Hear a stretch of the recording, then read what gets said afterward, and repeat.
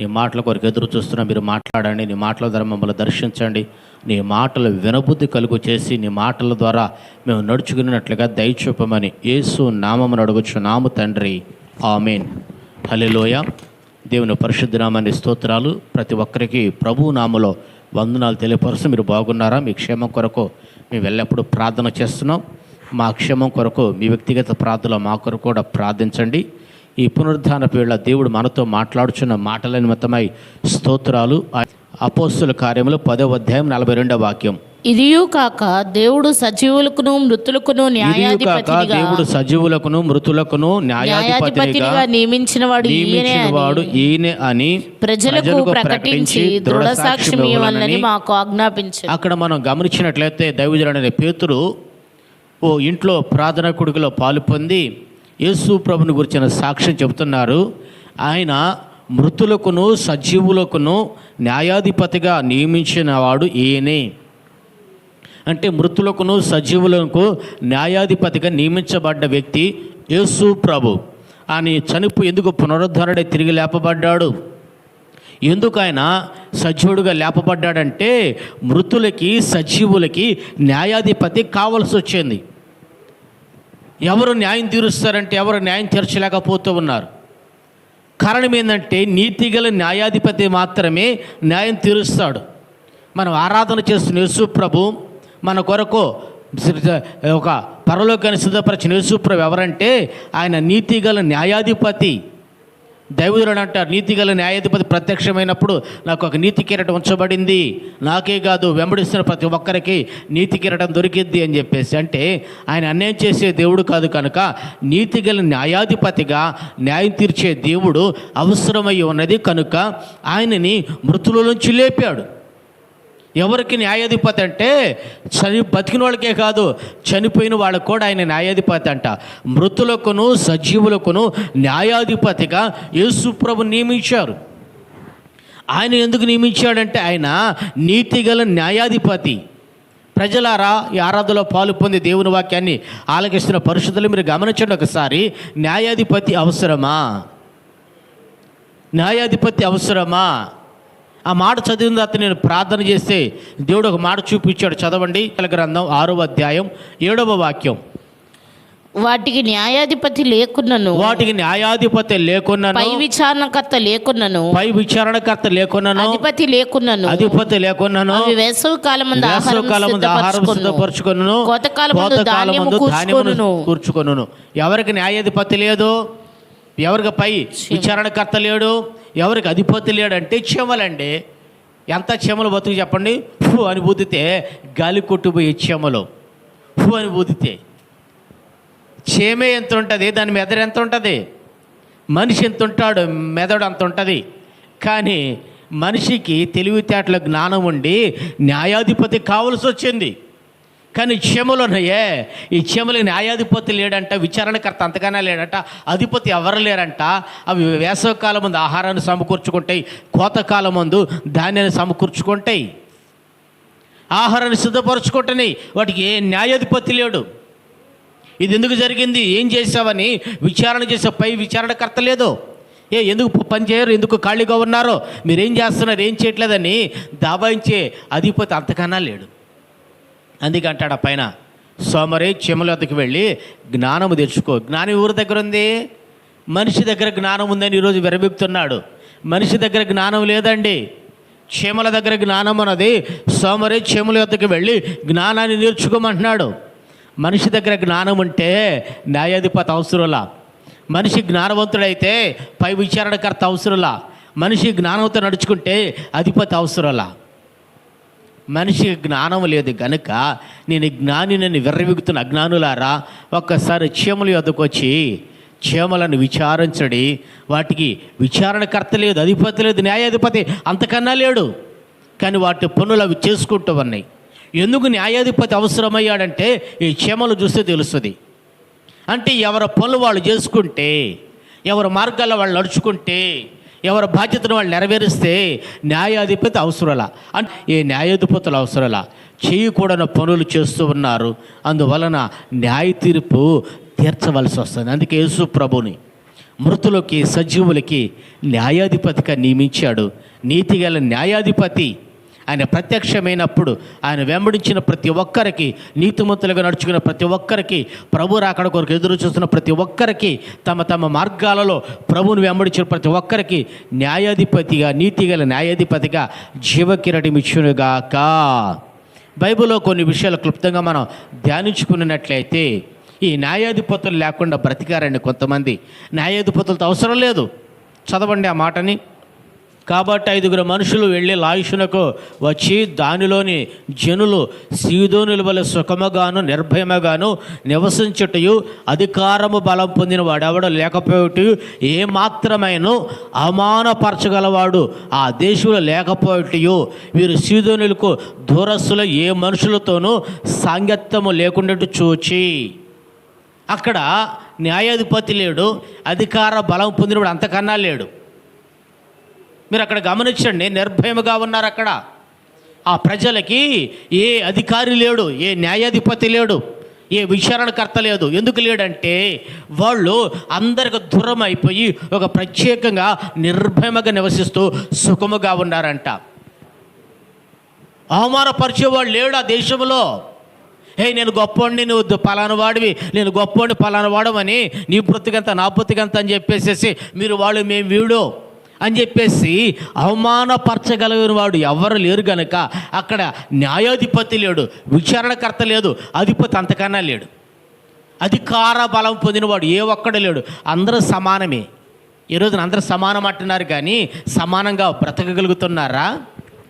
అందరూ సమానం అంటున్నారు. అధికారికి ఒక న్యాయం, రాజకీయ నాయకుడికి ఒక న్యాయం, అధిపతులకు ఒక న్యాయం, సామాన్య ప్రజలకు ఒక న్యాయం. అందరూ సమానం అంటున్నారు పేరుకి, అందరూ సమానం అంటున్నారు, కానీ అందరూ సమానంగా బ్రతకగలుగుతున్నాడా? అధికార బలము పొందినవాడు ఎవడు లేడు. అందరూ సమానులే. అందరూ సమానులే కాబట్టి అందరూ ఒకే చోట కూర్చుంటారు. అందరూ సమానులే కాబట్టి అందరూ ఒకే భోజనం చేస్తారు. అందరూ సమానులే కాబట్టి ఒకే చోట నివసిస్తారు. కానీ ఈ రోజున ఒకే చోట కూర్చొని ఒకే చోట నివాసం చేయగలుగుతున్నారా? ఎలక్షన్ అప్పుడు వస్తారు, ప్రచారాలకు వచ్చి వాళ్ళు పెట్టింది నీవు మేము ఒకటేమని అంటారు. ఎలక్షన్ అయిపోయి గెలిచిన తర్వాత అతనింటి కాపలా పెట్టుకొని నేను గొప్పోడిని, నేను నాయకుడిని, ఈరోజు అధికార బలము కొరకు ప్రాకులాడుతున్నారు కాబట్టి, అధికారాన్ని చలామణి ఇస్తున్నారు కాబట్టి, అధికారం కొరకు ఎదురు చూస్తున్నారు కాబట్టి, అధికారం ఉన్నది కాబట్టి న్యాయాధిపతులు, పై విచారణకర్తలు, అధిపతులు అవసరమైంది. అధికార బలాన్ని తీసి ప్రక్కన పెట్టేసి మనమందరం సమానమే, మన పనులు మనం చేసుకుందాం అని చెప్పేసి బ్రతకగలిగితే న్యాయాధిపతి లేడు. ఇంకా అక్కడ గమనిస్తే అవమానపరచగలిగిన వాడు ఎవడ లేడంటండి. ఎందుకు అవమానపరచబడుతున్నావు? ఎందుకు అవమానపరచబడుతున్నావు అంటే, నేను గొప్పవాడు, పేదోడివి, నేను ధనవంతుడు, దరిద్రుడివి, నేను నాయకుడి, నువ్వు ప్రజలు అని చెప్పేసేసి ప్రజలను అవమానపరిచినప్పుడు, మాకు అన్యాయం జరిగిందండి, మేము అవమానపరచబడ్డామని న్యాయ తీర్పు కొరకు రావాల్సి వస్తుంది. ఈరోజు నీ ఆత్మీయ జీవితంలో నీ తోటి సహోదరుని అవమానపరుస్తున్నావు, నీ ప్రక్కన ప్రజలను అవమానపరుస్తున్నావు, అందరూ సమానం అంటున్నావు, కానీ ఆ ప్రత్యేకతను కనపరుచుకొని వాళ్ళని అవమానపరుస్తున్నావు. ఈరోజు నీ ఆత్మీయ జీవితంలో కుటుంబంలోనే చూడండి, మగపిల్లలు ఒక రకంగా పెంచుతారు, ఆడపిల్లలు ఒక రకంగా పెంచుతారు, నచ్చిన వాళ్ళు ఒక రకంగా పెంచుతారు, నచ్చిన వాళ్ళు ఇంకో రకంగా పెంచుతారు, అవమానపరుస్తారు. అవమానం. వీడికి అధికారం ఉంది, వీడికి డబ్బు ఉంది, హోదా ఉంది, పేరు ప్రఖ్యాతులు ఉందని అతను ఒక రకంగా చూస్తారు, సామాన్య ప్రజలని మరొక రకంగా చూస్తారు, అవమానపరచబడతారు. ఈ ప్రాంత ప్రజలలో అధికార బలం పొందినవాడు ఎవ్వడూ లేడంట. అందరూ సమానమే. అధికార బలం పొందిన వ్యక్తి ఉంటే అప్పుడు అక్కడ న్యాయ తీర్పు అవసరమైద్ది. ఎందుకంటే అధికార బలాన్ని చలామణి ఇస్తాడు కాబట్టి. ఈ ప్రజలు అధికార బలం లేకపోయినా, నాయకుడు లేకపోయినా, విచారణకర్త లేకపోయినా, న్యాయాధిపతి లేకపోయినా ఎట్లా ఉన్నారు? చదవండి. అధికారం బలం పొందిన వాడెవడును లేకపోవటయు, ఏ మాత్రం అవమానపరచగలవాడు ఆ దేశంలో లేకపోవటయు, వారు సీదోనీయులకు దూరస్తులు ఏ మనుషులతోనూ సాంగత్యము లేకుండాయు చూచిరి. అక్కడ గమనించండి, నిర్భయముగా ఉన్నాడు, ప్రశాంతంగా ఉన్నారు. అక్కడ ఎవరు అవమానపరిచేవాడు లేడు. ఈరోజు నీ జీవితంలో అవమానపరచబడుతున్న ప్రజలారా, ప్రభు దగ్గరికి రండి, నీ అవమానానికి తగ్గ రెట్టింపు ఘనతను దయచేస్తాడు ఆయన. నాయకులు నమ్మి అధికారుల దగ్గరికి వెళ్ళి తెలిసిన వాళ్ళని బంధువులు వెంపడించి అవమానపరచబడుతున్న ఈ ఆత్మీయ జీవితంలో ఇది మొదలుకొని యేసు ప్రభుని వెంబడించు, యేసు ప్రభుని ఆరాధించు. క్రీస్తు నిన్ను అవమానపరచడు. యేసు ప్రభు నిన్ను అవమానానికి తగ్గట్టుగా రెట్టింపు ఘనతనిస్తాడు. ఒక పాపాత్మురాలైన స్త్రీని పట్టుకొచ్చారు. వ్యభిచారమంతా పట్టబడింది. అక్కడ పట్టబడితే చిన్నల మొదలు పెద్దల వరకండి రాళ్ళు తీసుకొని ధర్మశాస్త్రంలో చెప్పబడింది కదా, చంపమన్నారని చెప్పేసి వెంటబడి తరుపుతూ వచ్చారు. ఈలోపు యేసు ప్రభు చోట కూర్చోండి. అవ ఏం చేయలేక ఎక్కడికి వెళ్ళినా తనకు న్యాయం దొరకదు. తెలుసు, ఎక్కడికి వెళ్ళినా తనకు న్యాయం దొరకదు. ఎక్కడికి వెళ్ళినా తనను కాపాడేవాళ్ళు లేడు. ఎవరిని ఆశ్రయించినా తనని మోసపుచ్చేవాళ్ళే కానీ తనను సంరక్షించేవాడు ఎవరు లేడని తిన్నగా యేసయ్య పాదాల దగ్గరకు వచ్చింది. వాళ్ళు అన్నారు, ప్రభా నువ్వు దేవుడు కదా, ప్రవక్తవు కదా, గొప్పవాడు కదా, ఈవెన్ రాళ్ళతో రూ చంపమని చెప్పేసి రాళ్ళు రూ చంపమంది, నువ్వేం చెబుతావని చెప్పేసి అన్నారు. ప్రభు అన్నాడు, కింద ఏవేవో రాస్తున్నారు. రాసినప్పుడు ఒక మాట అన్నాడు, తప్పు చేయనివాడు, పాపం చేయనివాడు ఈ మీద మొట్టమొదటిగా రాయేయమన్నాడు. అరే చిన్నపిల్లలు పాప పుణ్యాలు తెలుసా అండి? చిన్నపిల్లలు పాప పుణ్యాలు తెలుసా అంటే ప్రజలు ఏం చేశారంటే, జనులు ఏం చేశారంటే తమ్ము చెడింది కాక పిల్లలను కూడా అక్రమ మార్గంలో తీసుకొచ్చేసి పిల్లల మనసు చెడగొట్టేస్తున్నారు. ఈ రోజున కొంతమంది తల్లిదండ్రులు, కొంతమంది పెద్దలు వాళ్ళు చెడింది కాక యవనస్తులు భవిష్యత్తును పాడు చేస్తున్నారు వాళ్ళ స్వార్థం కోసం. ఈరోజు మీరు గుర్తుపట్టండి, యవనస్తులారా, ఎదుగుతున్న యవనస్తులారా, చదువుకుని మంచి భవిష్యత్తులో మంచి ఉద్యోగాలు చేస్తూ చక్కగా ఉండవలసిన మీ జీవితాలు స్వార్థపరుల చేతిలో బలి కాకుండా మిమ్మల్ని మీరు కాపాడుకోండి. వాళ్ళ స్వార్థం కోసం మిమ్మల్ని రెచ్చగొడతారు, వాళ్ళ స్వార్థం కోసం మిమ్మల్ని బలి చేస్తారు. వాళ్ళ పిల్లలు బ్రహ్మాండంగా మంచి మంచి చదువులు ఎక్కడ విదేశాల్లో చదువుతారు, మంచి మంచి ఉద్యోగాలు చేస్తారు. బలైపోయేది మీరే. ప్రభు అన్నాడు, తప్పు చేయని వాడు రాయమంటే ఒక్కడ లేడండి. చిన్నపిల్లలు ఏం తప్పు చేశారండి? వృద్ధులు ఏం తప్పు చేశారు? అక్కడ జరిగింది ఏంటంటే, తాగుబోతుడు అక్కడ తాగొచ్చు, తాగుబోతుడు అక్కడ తాగొచ్చు, ఎవరితో సంబంధం లేకుండా. దొంగతనం చేసే వ్యక్తి అక్కడ దొంగతనం చేయవచ్చు, ఎవరిని పిలవకుండా. వ్యభిచారం అనేది అక్కడే చేయగలుగుతారా? ఒక స్త్రీ ఒక పురుషుడు చేసేదాన్ని వ్యభిచారం అంటారు, అక్రమంగా చేసేదాన్ని, పెళ్లి కాకుండా చేసేదాన్ని. మరి స్త్రీ పట్టబడితే పురుషుడు ఏమయ్యాడు? స్త్రీ వ్యభిచారం మీద పట్టబడింది, మరి పురుషుడు ఏమయ్యాడు? ఆ పురుషుడు గొప్పింటివాడు, ఆ పురుషుడు అధికార బలం కలిగినవాడు. ఆ పురుషుడు లంచం ఇచ్చేసి జనులకి మేత వేసేసి తప్పించుకుపోయాడు. ఈవెన్ అన్యాయంగా పట్టుకున్నారు. ప్రభు అడిగింది అది. తప్పు చేయనివాడు రాయేయమంటే, ఒరే ఆ స్త్రీని పట్టుకొచ్చారు, ఏమి లేని అనాముకురాలను పట్టుకొచ్చాడు, మరి ఆమెతో పాటు వ్యభిచారం చేసిన పురుషుడు ఏమైపోయాడు? మరి పురుషుడు కూడా తీసుకొచ్చేసి ఇద్దరిని అక్కడ చంపొచ్చు కదా, రాళ్ళురువే. ఈడదాకా తరమనవసరంలా వాడిని తప్పించే లోపు ఈమె పారిపోయి వచ్చేసేసింది. ఆమె తప్పించేలోపు, అతను తప్పించేలోపు ఈమె పారిపోయి వస్తే వీడిని వెంటబడ్డారు. అవమానపరచబడుతున్న జనులారా, ప్రభు అన్నాడమ్మా, వ్యభిచారం మందు పట్టబడితే అమ్మా వాళ్ళు ఏం శిక్షించలేదు కదా, నేను నిన్ను శిక్షించను, వెళ్ళు, ఇక పాపం చేయబాకమన్నాడు. అవమానానికి తగ్గ రెట్టింపు ఘనతనిచ్చి ఆమె పాప క్షమాపణనిచ్చి పరిశుద్ధపరిచి నూతనపరిచి సమాజంలో కుటుంబంలో ఒక గౌరవప్రదమైన స్త్రీగా నిలబెట్టి అమ్మా అని పిలిచి ఘనపరిచిన దేవుడు యేసు ప్రభు. యేసు ప్రభు దగ్గరికి వచ్చిన వాళ్ళని అవమానపరచడండి. కనుక నీ ఆత్మీయ జీవితంలో సోమరి చిమ్మల దగ్గరికి వెళ్ళు, జ్ఞానం తెచ్చుకో, వాటి నడతలను కనిపెట్టు. వాటికి న్యాయాధిపతి లేడు, అధికారి లేడు, విచారణకర్త లేడు. ఎందుకంటే అవి జ్ఞానము కలిగి తమ పనులు తాము నెరవేరుస్తూవని. ఈ రోజున న్యాయం ఎందుకు అవసరమైందంటే ఆమెకు అన్యాయం చేశారు కాబట్టి న్యాయ తీర్పులకు వచ్చింది. అదేవిధంగా పురుషుడిని స్త్రీని ఇద్దరిని శిక్షించినట్టయితే దానికి న్యాయ తీర్పు అవసరంలా, నాకు అన్యాయం జరిగింది న్యాయం చేయమని చెప్పేసి రానవసరం లేదు. కనుక ఈ ప్రాంత ప్రజలలో ఎవ్వరు లేరండి అధికార బలం చేట. కనుక ఎవరు అవమానపరచబడతలా నిర్భయముగాను సుఖముగాను ఉన్నారు. ఆ ప్రాంతాన్ని దేవుడు ఆశీర్వదించాడు. ఆ ప్రజలు తమను తాము అందరూ కలిసి ఐక్యతగా ఉన్నారు కాబట్టి నెమ్మదిగాను నిర్భయముగాను సుఖముగాను ఉన్నారు. న్యాయాధిపతి అక్కడ అవసరంలా. ఇంకొక విషయాన్ని మనం గమనించి చదివినట్లయితే రాజుల మొదటి గ్రంథం 3వ అధ్యాయం 16వ వాక్యం మనం గమనించి చదివినట్లయితే, తర్వాత వేశ్యలైన 2 స్త్రీలు రాజునద్దకు వచ్చి అతని ముందర నిలిచిరి. వారిలో ఒకతే ఇట్లు మనవి చేస్తును, నా ఏలినవాడ చిత్తగించుము, నేను ఈ స్త్రీను ఒక ఇంటిలో నివసించు. 22వ వాక్యం చదవండి. అంతలో రెండవ స్త్రీ, అది కాదు, బ్రతికి ఉన్నది నా బిడ్డ, చచ్చినది దాని బిడ్డ అని చెప్పగా, ఆమె కాదు, చచ్చినదే నీ బిడ్డ, బ్రతికి ఉన్నదే నా చరిత్ర అందరూ తెలుసండి. చాలా మందికి తెలియని వాళ్ళు బైబిల్ ధ్యానించండి, తెలుసుకుంటారు. రాజుగారి దగ్గరకు వచ్చారు న్యాయ తీర్పు కోసం. న్యాయాధిపతి అవసరమైంది అక్కడ. ఎందుకు అవసరమైంది? అసలు న్యాయాధిపతి అవసరం ఏంటంటే, ఎందుకు అవసరమైందంటే అక్కడ అవసరమైంది. ఒక వేశ్యలైన 2 స్త్రీలు ఒక ఇంట్లో ఉన్నారు. ఒక స్త్రీ ముందు వెళ్ళింది, ఒక బాబును కన్నది. కనిన తర్వాత 3వ నాటికి ఇంకో స్త్రీ వచ్చింది, ఆమె కూడా ఇంకొక బాబును కన్నది. కనిన తర్వాత మొట్టమొదటి స్త్రీ, రెండవ స్త్రీ ఇద్దరు నిద్రపోతున్నారు. రెండవ స్త్రీ నిద్రమత్తులో తన బాబు మీద పడి, పిల్లవాడి మీద పడి, వాడిని పడని వెంటనే చచ్చిపోయాడు. ఆమె రాత్రి మెలుకు లేచి ఆ చనిపోయిన బిడ్డని బ్రతికున్న బిడ్డ దగ్గర పెట్టి బ్రతికున్న బిడ్డని తను తీసుకుంది. ఇంకా ప్రశాంతంగా నిద్రపోతుంది, నా బిడ్డ బతుకున్నాళ్ళే అనుకున్నట్టుగా. ఈ మొదటి స్త్రీ లేచి ఉదయాన్నే బిడ్డ ఎడవట్లేదేంది, పాలు ఇవ్వాలి కదా, తాగాలి కదా అని చెప్పేసి బిడ్డ పాలు పట్టడం చూస్తే పాలు తాగట్లా, చనిపోయింది. అయ్యో నా బిడ్డ చనిపోయాడంది.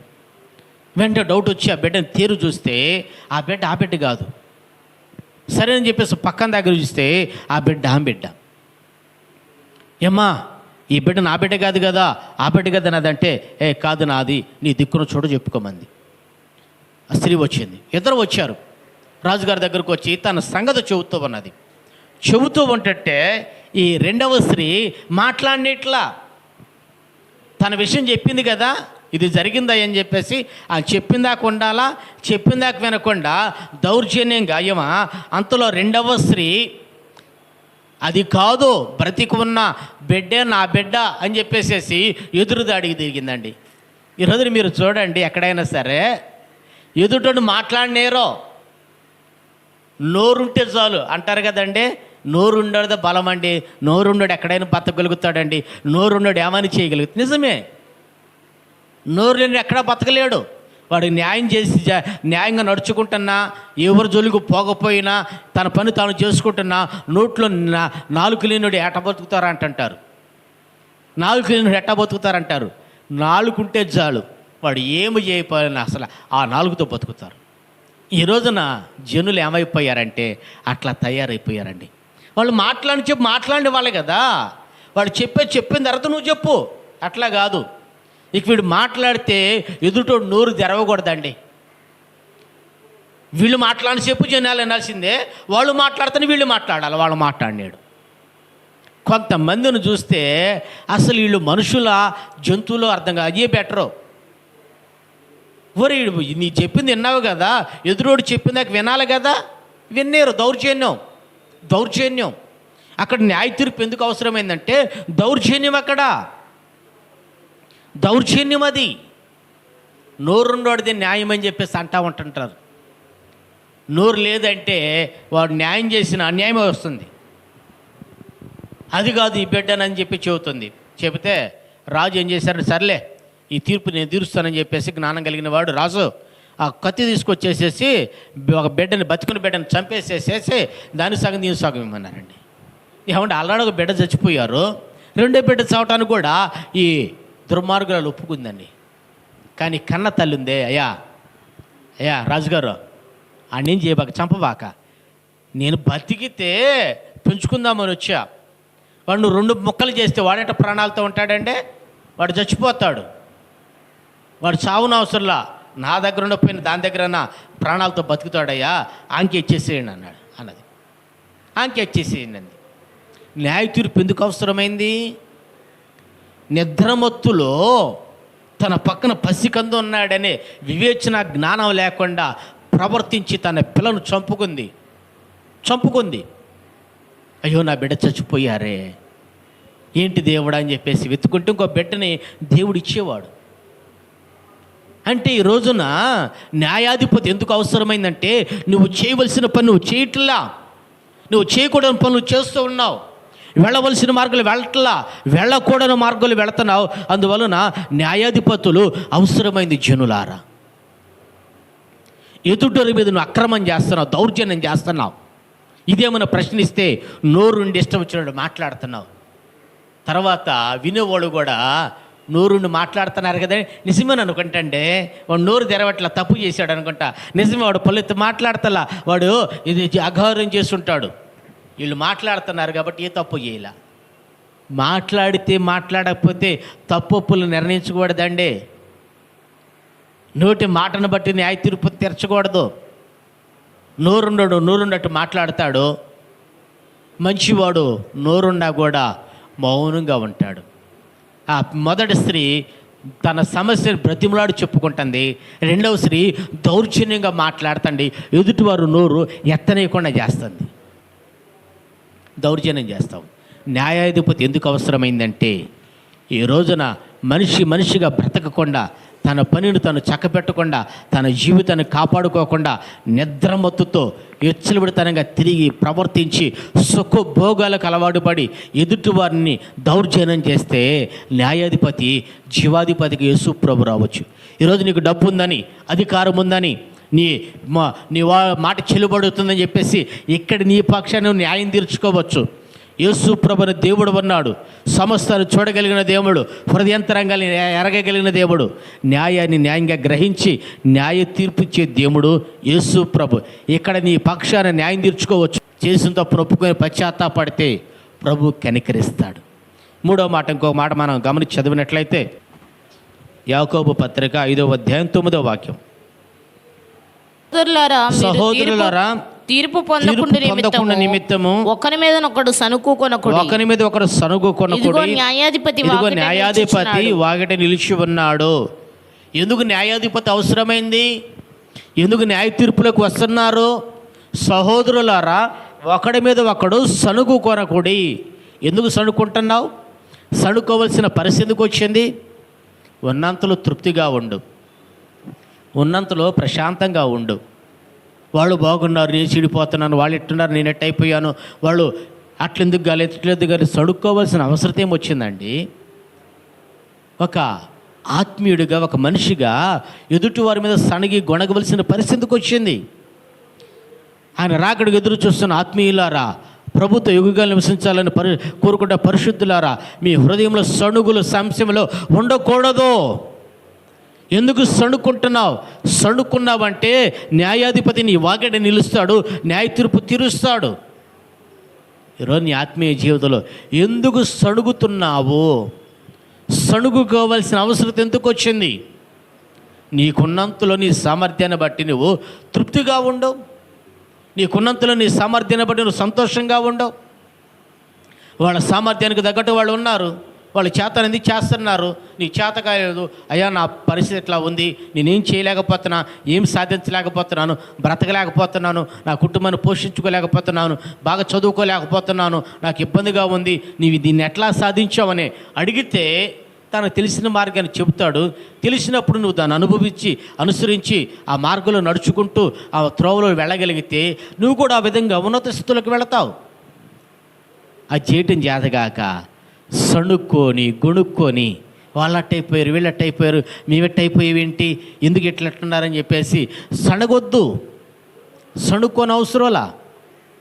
ఈరోజు నీ ఆత్మీయ జీవితంలో సణుగులు సంశయం లేని వారై ప్రభు రాకడికి సిద్ధపడని.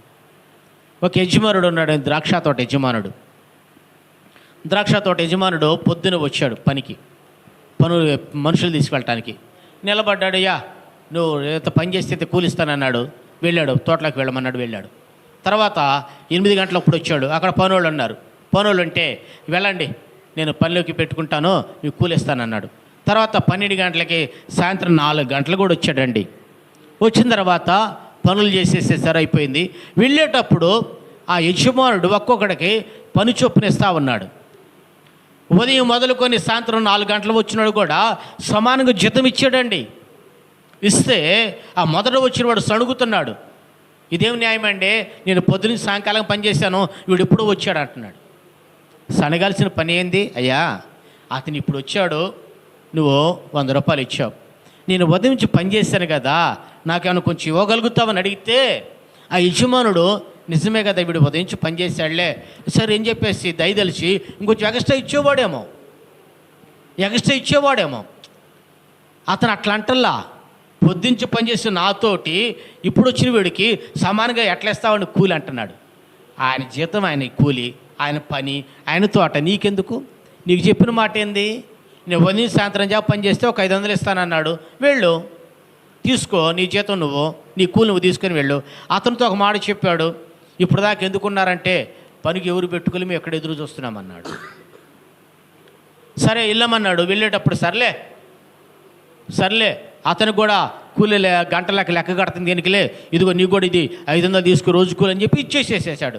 అయ్యా నాకు కొంచెం ఏదన్నా ఎక్స్ట్రా ఇవ్వచ్చు కదా, నేను ఉదయించి పని చేశాను, అతను ఇప్పుడు వచ్చాడు కదా అని చెప్పేసి అడిగితే అతనికి ఇతను యజమానుడు ఏదైనా ఎక్స్ట్రా ఇచ్చేవాడేమో. కానీ సణుగుతున్నాడండి, సణుక్కోవలసిన పని ఏంటి, నీకు సణగవలసిన పని ఏంటండి నీ జీవితంలో? ఈరోజు నీ ఆత్మీయ జీవితంలో సణిగితే న్యాయాధిపతి నీ వాకటని నిలుస్తాడు, న్యాయ తీర్పులకు వస్తావు.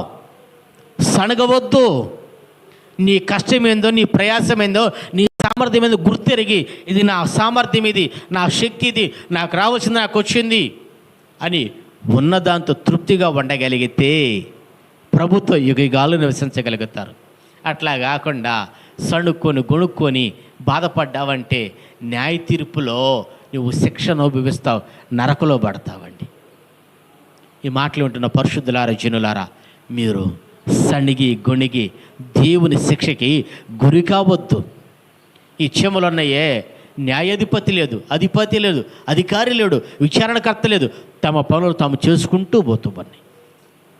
ఈరోజు నీ ఆత్మీయ జీవితంలో వాక్యాన్ని ధ్యానించి ప్రార్థన చేసుకొని ఉన్నంతలో తృప్తిగా ఉండు. సంతృప్తి సైతమైన భక్తి గొప్ప లాభదాయకమైంది. తృప్తికరమైన జీవితం గొప్ప లాభదాయకమైనది. అత్యాశగా పోయి వాళ్ళని చూసి వీళ్ళని చూసేసి వ్యర్థమైన ఆలోచనలు తెచ్చుకొని వాళ్ళు ఎందుకు అట్టున్నారు, నేను ఎందుకు అట్ట అయిపోయి అని చెప్పేసి గొణుగుతున్న ప్రజలారా, దేవుని శిక్షకి గురి కావద్దు. ప్రభు రాకడికి సిద్ధపడినట్లుగా సంశయాలు సణుగులు లేకుండా ప్రభు రాకడని మనం ఆకాంక్షిద్దాం. తలలు వంచండి, ప్రార్థన చేసుకుందాం. న్యాయాధిపతులు అవసరమండి? నాయకులు అవసరమా? అధిపతులు అవసరమా? న్యాయాధిపతులు అవసరమా? జీవాధిపతి సర్వశక్తిమంతుడా, ఈ మాటను మా హృదయాలలో ఫలభరితంగా మార్చండి. చెముల దగ్గర జ్ఞానము తెచ్చుకోమన్నావు, జ్ఞానం తెచ్చుకుంటున్న జ్ఞానం లేని జ్ఞానం ఇచ్చే దేవుడుగా నేను వేడుకుంటూ ఉన్నామా. సుఖభోగాలను విడిచిపెట్టి విచ్చలతనంగా ప్రవర్తించక భయభక్తులతో ఉన్న వారిని కనికరించండి. దయగలిగిన తండ్రి, హృదయంలో ఉన్న గొణుగు సమస్యలను తీసివేయండి. గొణిగి శిక్షావిధి గురి కాకుండా సహాయము దయచేయండి. దయగలిగిన దేవా, ఉన్నంతలో తృప్తిగా ఉంటూ ఆరాధనలో పాలు పొందిన వారు అన్ని విషయాలలో ఆశీర్వదించండి. ఈ సేవని పరిచర్యను మమ్మలను ప్రేమించి ప్రోత్సహిస్తున్న వారికి ఇంకొన్ని దీవులను మేలులను దయచేయండి. సమస్త నీ నామ మహిమార్థమై జరిగించినందుకై స్తోత్రాలు చెల్లిస్తూ యేసు నామమును అడుగుచున్నాము తండ్రి, ఆమేన్. మన ప్రభువైన యేసుక్రీస్తు కృపయు, తండ్రి అయిన దేవుని ప్రేమయు, పరిశుద్ధాత్మ దేవుని సన్నిధి సమాధానం మనకును సకల పరిశుద్ధులకును న్యాయాధిపతులు లేకుండా ప్రభువే న్యాయాధిపతి అని ఎదురు చూస్తున్న ప్రతి ఒక్కరికి తోడై ఉండి నడిపించునుగాక. ఆమేన్.